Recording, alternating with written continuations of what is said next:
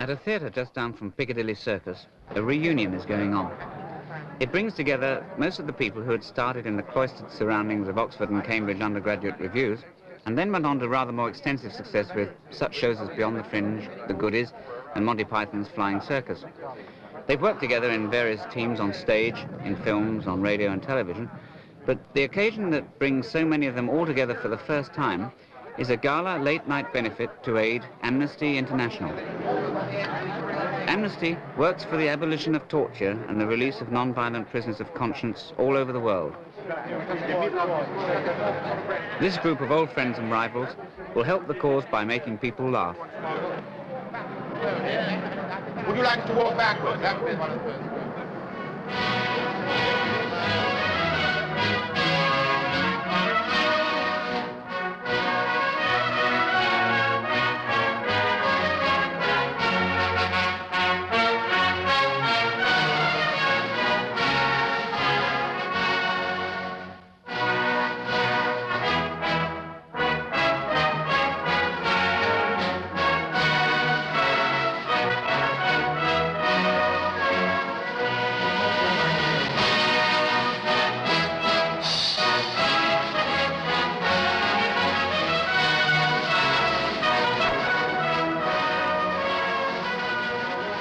Then is another sketch.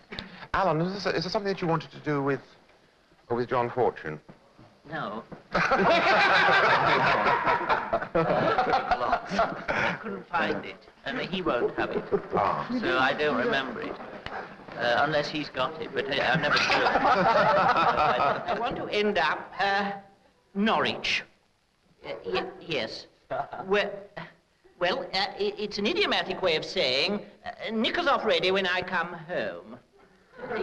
It's the initial letters of each word. Yes, I do know knickers is spelled with a K. I was at Oxford. It was one of the first things they taught us. Yes, and in a perfect world, of course, it would be courage. But I don't think it carries quite the same idiomatic force, does it? So blackout, I suppose. Hello, Barry. How are you? Have some coffee. There's Nick Garland sketching. I see Alan Bennett drinking coffee down there. Someone who looks like John Fortune. Perhaps it is? I don't know. And there's old Bertie. But this is what the Last Judgment's going to be like, in fact. The Last Judgment. One of the most popular sketches from Beyond the Fringe was the parody of Shakespeare.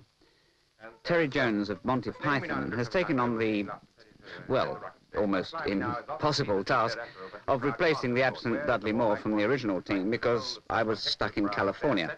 They've met at Jonathan Miller's house to recall how we did the sketch some 17 years ago.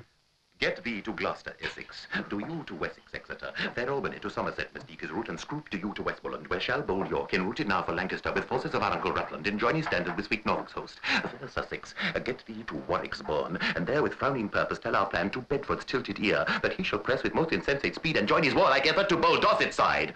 I, most royally, shall now to bed, to sleep off all the nonsense I've just said. And then we scatter off. And in scattering off, it is a sort of, if it could be slightly sort of Olivier-esque, hands to brows and moving on. Very, sort of, and then just the two of you come on together. So as we're opposite sides, Alan comes on and sits on a seat in the centre, and you put yourself sweetly and coyly at his feet. Yes, you see. but on the It plucked odd. Yes, but they were all totally discordant. Yes, I don't. That's Yeah, right, yeah. right. It's like, I think it was even just one string rather than. Yes, just one string, just one string. And then I think what you do is make it as accurately, sweetly sort of Dellerish as you can, rather than putting a sort of any sort of comment on it. So it's as near as possible to it. Oh, there, his face, my shroud hath hid. I believe it wrong my Paul's grief. Is that okay for you, Terry? Slightly terrifying. It's also chaotic anyway, that particular thing. That actually, the funny thing is that it doesn't matter how it goes, because it sort of plays itself, because it's so ludicrous, you know. I don't think we ever got laughs on it. What was that? I do remember there are great barren patches in this. Oh, no, there are. Chiefly the bits I'm involved in. But, however... because I totally used to do this, enormous amount of mugging, didn't it? Yes, an enormous amount of mugging went on, yes. So if you can manage an enormous amount of mugging... If not, The Governor used to sit behind the set while Alan and I were doing the philosophy sketch, and you'd hear... Nurse. Nurse. Nurse. Nurse. Nurse! Got louder and louder, and finally you just heard, the nurse! I suppose you want your bed linen changed. Hello, how are you? It's great actually performing. I love it when we actually do it. It's really because the material we're doing is so old. We haven't written anything. If we'd written something for the stage, then we'd do it. I mean, we've written so many series that it's... I know, but it's all it's the whole feeling of retreading old material. I mean, I know what to say, but one just doesn't get that feeling from it. I've never done any more television because I actually felt I could never do anything like what you do. I mean, it seems so prodigal with ideas. And also, I don't know, I just think the atmosphere between you is different from the atmosphere between the four of us. How do you mean? Really. Wait. Well, I don't know, you don't seem competitive in the way that we were. Yeah. It must be changing, I think. No, because I don't know, you don't, I mean, I just think that you, somehow there seems to be more sheer just pleasure in it. No, I always rather like, I mean, I really like teams. Yeah. I just feel it's a good way of working, but you can only have a team work, you know, if everybody else is going. Yeah, and keep it going right into the wings. Hum it and sing it. Hello, Chris. I'm sorry about this.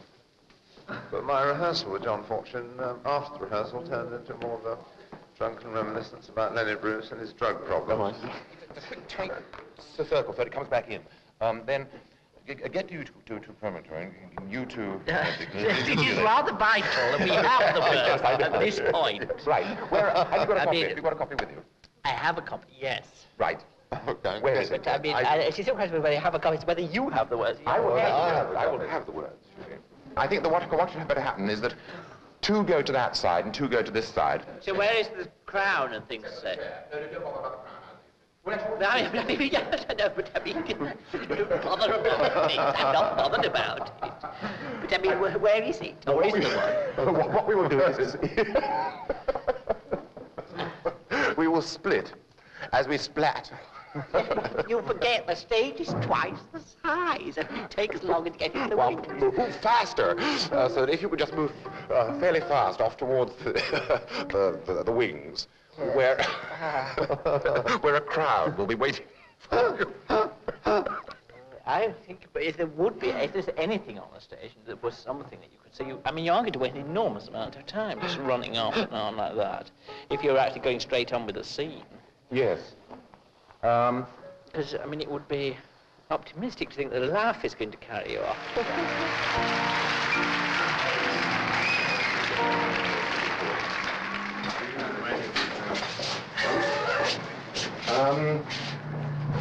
Yes, well, I'm going to talk is just very briefly to find out what, in fact, we're going to do. Let's sit down. Let's sit down, right. I just really want a list of ins and outs, roughly. But, I mean, I know that, in fact, there's no way of really getting a... Well, what's the time now? Oh, she's gone off with my watch. The dresser is... Yeah, well, time now is 11:05. Well, on the night, I'll finish here, and I'll stay in Edna's clothes. Yeah. I think I'll stay in that. Yeah, fine. Now, I'm not going to walk down the Haymarket wearing it. No. I'll organize a car. Yes. That will take me and Iris, my accomplice, down to the theatre. Right, Iris? All right, dear. By the way, I forgot to tell you something, Iris. I agreed a long time ago to do a charity appearance on Thursday, Friday, and Saturday nights after the show. And I haven't told you yet. Why, does it affect me? Yes. I feel that it would be nice. I can't do it alone, Iris. You mean you're going to sing? Yes. Is that silly? Yeah. But what are you going to sing? I thought I'd sing True British Spunk. Well, we better have a practice. But I'm glad that the situation has arisen where I've been forced to tell you about it. I think that, I mean, there'll be such a sort of milling atmosphere. I know what, yes, there'll be a whole crowd. There'll be a whole crowd, and I mean, it's a sort of faint buzz of people meeting each other, reunions, yes, sort of feeling. it's good. That was lovely. I mean, all sorts of people who hadn't seen each other for a long time. You know. Yes, well, there are a lot of people there that I was just very pleased to see. Yeah. I haven't seen Alan for a long time. And for war! And so we bid you welcome to our court. Fair Cousin Albany, and you are sweetest Essex. Take this my hand, and you fair Essex this. And with this bond we'll cry anon, and shout Jack Cock of London to the foe. Jack Cock of London. Jack Cock of London. Approach your ears and kindly bend your conscience to my peace. Our ruddy scouts, to me this hefty news have brought. The naughty English, expecting now some pregnancy in our plan, have with some haughty purpose lent to unison to the service of the sail. So even now, while we to the wanton loot do strut, this brutish Bolingbroke that fare upon some fickle circumstance. Some fickle circumstance. Get thee to Gloucester, Essex. Do thee to Wessex, Exeter. Fair Albany to Somerset must take his route, and Scroop to you to Westmoreland, where shall bold York, en routed now for Lancaster, with forces of our Uncle Rutland, and join his standard with sweet Norfolk's host. Fair Sussex. Get thee to Warwicksbourne, and there, with frowning purpose, tell our plan to Bedford's tilted ear. But he shall press with most insensate speed, and join his warlike effort to bold Dorset's side. I, most royally, shall now to bed, to sleep off all the nonsense I've just said.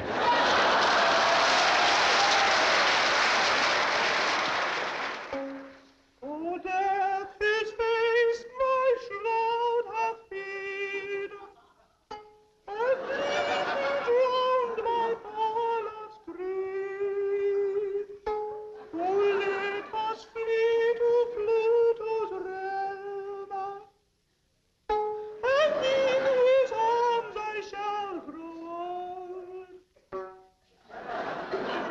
Wise words in mouths of fools do of themselves belie. Good fool, shall Essex prosper? I prosper. Marry then methinks will prosper. And saying prosper, do we say to cut the knot which crafty nature hath within our bowels locked up. But soft, and who comes here? Oh, good my lord, unstop your ear, and yet prepare to yield the object here to my experience. Such news I bring as only can break off the casket of thy heart. Not 6 miles hence there grows an oak, whose nutty fuse engendered in the bosky wood doth raise itself most impudent towards the solstice sun. So saying did there die, and dying, so did say. Oh God, this was most gravely undertaken. And undertaken at Essex gravely answered it. Why then we'll muster, and to the field of battle go, and unto them our English sinews show.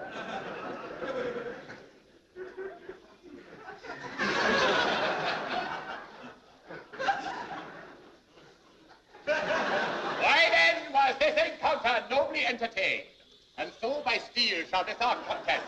Now, be buckled up. Come, sir. Let's toot. Let's toot. Good steel, thou shalt thyself in himself, thyself in bowels. Come down. Hit. No, sir, no hit or miss. Art fop in the mouth. Art more poppy the brain than poppy the mouth. Come, sir, again. Come, sir, let's... Oh, God! Cousin, thou hast done me wrong.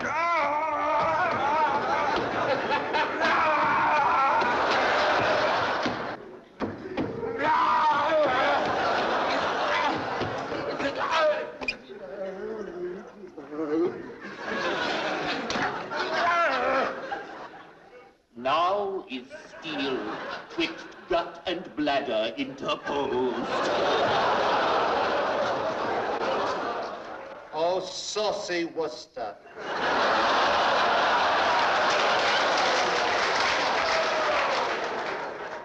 Dost thou lie so still?